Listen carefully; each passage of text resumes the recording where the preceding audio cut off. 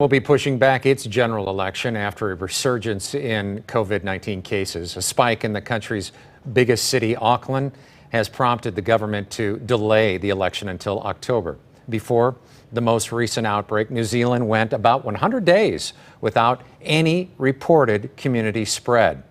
As of last night, the country of about 4.8 million had 58 confirmed community cluster cases and 20 cases linked to overseas travel. And one of the people responsible for helping to mitigate the pandemic in New Zealand and so many other countries joins us right now via Skype.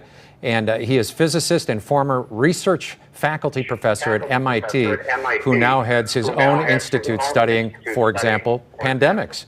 Dr. Yaneer Bar-Yam, good morning to you. Thank you for joining us. Good morning.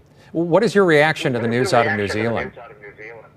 I think the basic framework is that we are fighting a fire, right? And if we have a big fire burning, we need to put it out. And then there may be outbreaks. So New Zealand is seeing a little outbreak. So far, not very big, and they're working very hard, and I expect that they will extinguish it. But that's the idea. It's much better to be fighting small outbreaks than to be dealing with the blazing inferno that we have in the United States right now. It's almost like I've seen you compare the current situation in the United States to running from room to room trying to put out an entire house fire.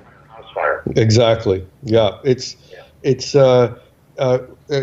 The basic strategy that we really need to use is to make sure that we extinguish it as rapidly as possible.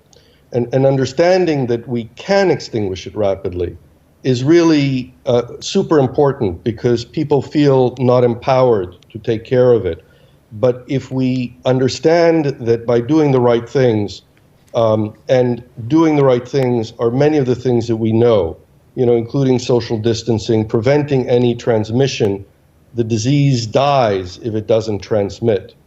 And then making sure that we, for even very mild symptoms, that we report them and get tested and isolate from family so that we don't transmit to our family or housemates. And then there is a really important strategy, a Greenzone strategy that in the United States would be super powerful, which is to make sure that we take community by community the responsibility for eliminating the outbreak. Because at the community level, we take responsibility for our friends and family, and then we limit the ability of the disease to go from community to community by not just, visiting anybody, but making sure that we do as much as possible to limit the transmission between communities.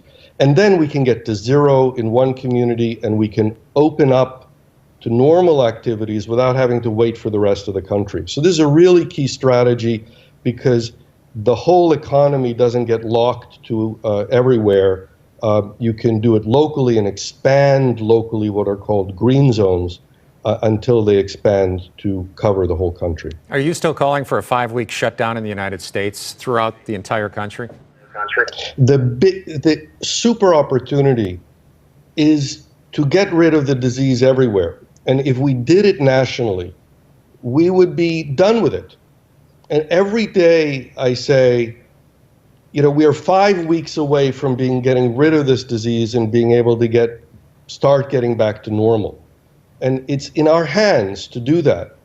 And so if we did it nationally, it would be fabulous. And if we don't do it nationally, then we can do it at a state level. And if we don't do it at a state level, we can do it at a city or a town level.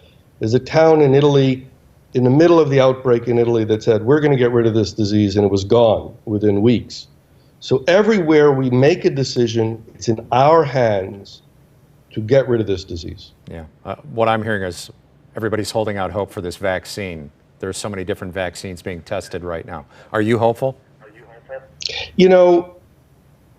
I hope that it will work. We don't know how long it will take to get there. It may take a year, it may take longer, it may be a little bit shorter.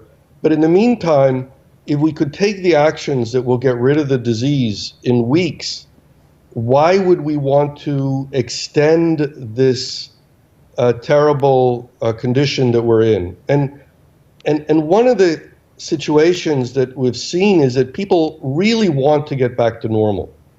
And so they push, hey, we'll just open up restaurants and so on. Well, business wants to open up, but it doesn't work. Where the disease is present, people are not going to risk their lives. Most people are not going to risk their lives or their health or their long-term consequences of this disease, which are horrendous, including heart, lung, and brain damage. We don't want to risk that. So what we want to do is we want to take strong action as soon as possible, and then we can open up, and that's the way to open up safely.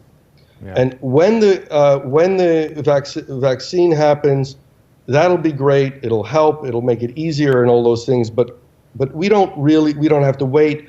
We can take action now, and that's super powerful to understand that and to execute on that as a plan. The execution is the hard part. Doctor, thank you so much for joining us. That's Dr. Yaneer Bar-Yam. And if you want to get more information, you can go to his website. It's right there, endcoronavirus.org.